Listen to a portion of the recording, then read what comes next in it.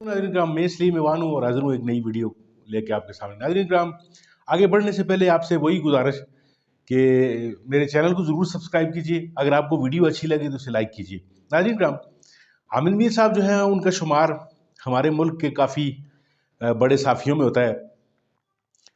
जो भी बात करते हैं वो बावसूख ज़राए से करते हैं और बाखबर साफ़ी है। ज़ेर नज़र वीडियो में नाज़रीन कराम नादिया मिर्ज़ा जो हैं उनका शो है, उसमें हामिद मीर साहब जो हैं वो उनको कुछ बातें बता रहे हैं। आप भी ये बातें सुने, फिर इसके बाद कुछ बात करते हैं इन बातों पे। कि उन्होंने पार्टी को रिवाइव कर दिया है अनटिल अनलेस इलेक्शन का रिजल्ट सामने नहीं आता। तो अगर वो पंजाब में 8-10 कौमी असम्बली की सीटें निकाल लेते हैं तो इसका मतलब ये होगा कि उन्होंने काफी हद तक पार्टी को रिवाइव कर लिया है। लेकिन मुझे नहीं लगता कि इससे ज्यादा सीटें वो निकाल सकते हैं। अभी काफी दिन बाकी हैं, इलेक्शन रिजल्ट जो है वो आएगा तो हम बता सकेंगे। लेकिन अभी तक ना उन्होंने अपने प्रोग्राम पे जोर नहीं दिया। वो सिर्फ इस बात पे जोर दे रहे हैं कि पीटीआई वाले जो हैं वो शेर का रास्ता रोकने के लिए तीर के निशान पे अगर मोहर लगा दें तो फिर मैं जो है वो पीटीआई वालों को रिलीफ दे सकता हूँ, उनके कैदी वगैरह छोड़ सकता हूँ।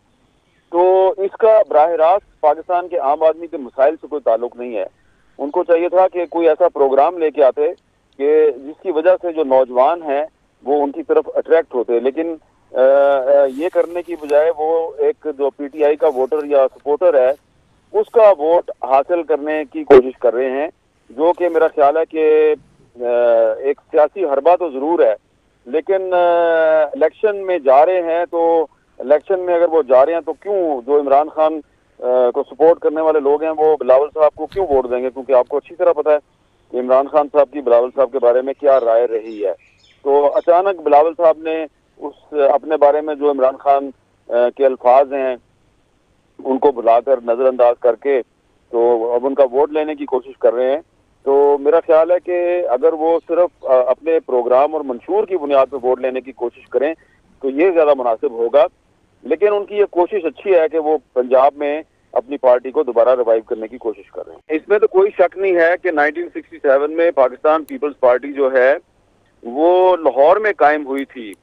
लेकिन जब पार्टी पहली दफा इक़्तिदार में आई, जब 1972 में जब वो इक़्तिदार में आई, तो हमारे जो दोस्त हैं सारे पीपल्स पार्टी के, उनको देखना चाहिए कि 72 से लेकर 77 तक पंजाब में कितने चीफ मिनिस्टर बदले गए, पंजाब में कितने गवर्नर बदले गए। पंजाब में बहुत बड़े बड़े लीडर थे पीपल्स पार्टी के, उनकी आपस में लड़ाई थी। गुलाम मुस्तफा खर की हनीफ रामे से लड़ाई थी। फिर कभी सादक हुसैन कुरैशी साहब आए तो उनकी जो है वो मिराज खालिद साहब से लड़ाई हो जाती थी। तो ना कोई एक चीफ मिनिस्टर रहा, ना कोई एक गवर्नर रहा, सबको तब्दील किया गया। और फिर उसके बाद यही वजह थी कि 77 में जब पाकिस्तान में मार्शल लॉ लगा तो पंजाब से कोई बड़ी तहरीक नहीं चला सकी पीपल्स पार्टी उसके खिलाफ। वो तहरीक जो है वो सिंध से चलाई गई थी। और उसके बाद फिर जब 88 में दोबारा पीपल्स पार्टी जो है वो मरकज में उसको हुकूमत मिली तो पंजाब में नवाज शरीफ साहब आ गए। दरमियान में सिर्फ 93 के इलेक्शन के बाद पंजाब में पीपल्स पार्टी जो है वो कोलिशन गवर्नमेंट में आई थी। जब मंजूर भट्टू साहब के सिर्फ 14-15 वोट थे तो उनको चीफ मिनिस्टर बना के तो पीपल्स पार्टी ने कुछ ओहदे ले लिए थे, लेकिन उसका भी पीपल्स पार्टी को नुकसान हुआ। तो मैं ये समझता हूँ कि पीपल्स पार्टी जो है वो उसकी अपनी गलतियां भी हैं जिसकी वजह से वो पंजाब में कमजोर हो गई। और उसमें ये हम कह सकते हैं कि 1985 का जो गैर जमाती इलेक्शन था उसने सिर्फ पंजाब में पीपल्स पार्टी को कमजोर नहीं किया बल्कि तमाम पार्टी को तमाम पाकिस्तान में कमजोर किया। क्योंकि 1985 के इलेक्शन के वक्त पॉलिटिकल पार्टी जो थी वो हिस्सा नहीं ले सकती थी और इसीलिए गैर जमाती इलेक्शन करवाया गया था। उस इलेक्शन में 1088 इंडिपेंडेंट उम्मीदवारों ने हिस्सा लिया। अब जो 2024 का इलेक्शन हो रहा है उसमें 3500 इंडिपेंडेंट हिस्सा ले रहे हैं।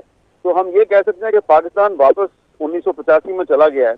सिर्फ पीपल्स पार्टी अगर अपने आप को मजलूम कहेगी तो वो मुनासिब नहीं है, क्योंकि 1985 के इलेक्शन का पाकिस्तान की तमाम बड़ी पॉलिटिकल पार्टीज को नुकसान हुआ। पीपल्स पार्टी अभी भी जो ये बात कोशिश कर रही है कि पीटीआई के वोटर को कह रही है जी कि तुम तीर पे निशान लगाओ, तो उनकी बात को कोई सुनेगा नहीं। इसकी वजह यह है कि पाकिस्तान तहरीक इंसाफ जो है वो बतौर पॉलिटिकल पार्टी, बतौर एक ऑप्शन के अभी तक लोगों में मौजूद है।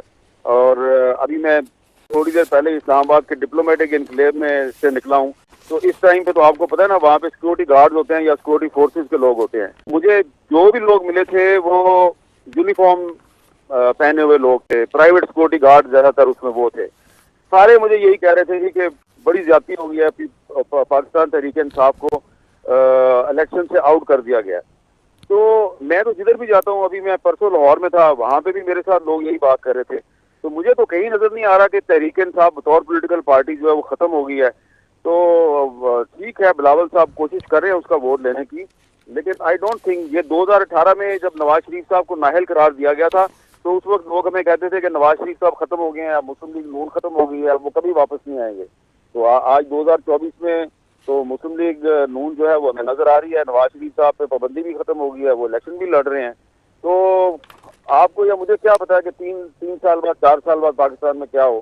تو پاکستان میں کوئی چیز جو ہے وہ مستقل بنیادوں پہ قائم نہیں رہتی, یہاں پہ حالات چینج ہوتے رہتے ہیں. تو اگر آج نواز شریف صاحب جو ہیں ان سے پابندی ختم ہو گئی ہے تو ہو سکتا ہے آنے والے وقت میں عمران خان پر بھی پابندی ختم ہو. جی ناظرین کرام, آپ نے ویڈیو دیکھی, آپ نے احمد نبی صاحب کی ساری باتیں جو ہیں وہ سنی, دیکھی.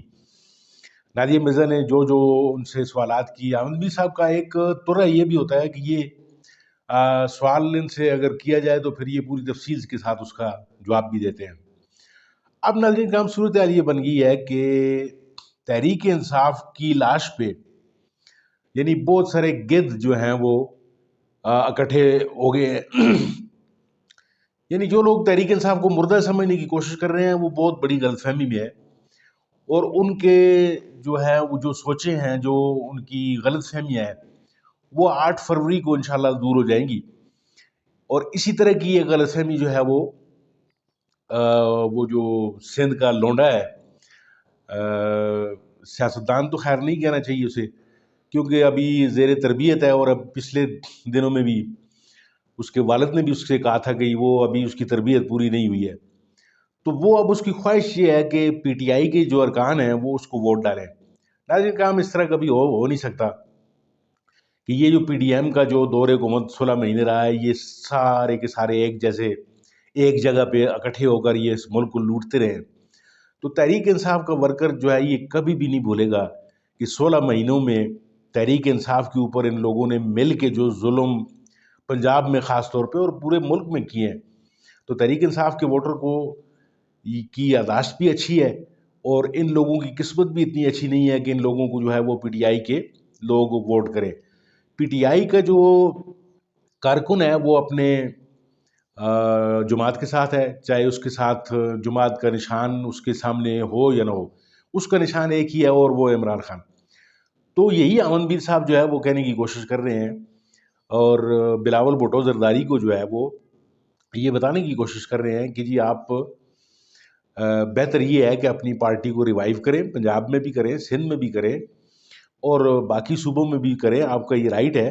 لیکن آپ یہ خواہش نہ رکھیں کہ جی آپ کسی اور کے جو ووٹرز ہیں ان کو آپ لفظی جو ہے وہ لالچ دیں اور ان کے آگے جھوٹ بول کے تو ان کو اپنی طرف مائل کر لیں گے. یہ آپ کی غلط فہمی ہے.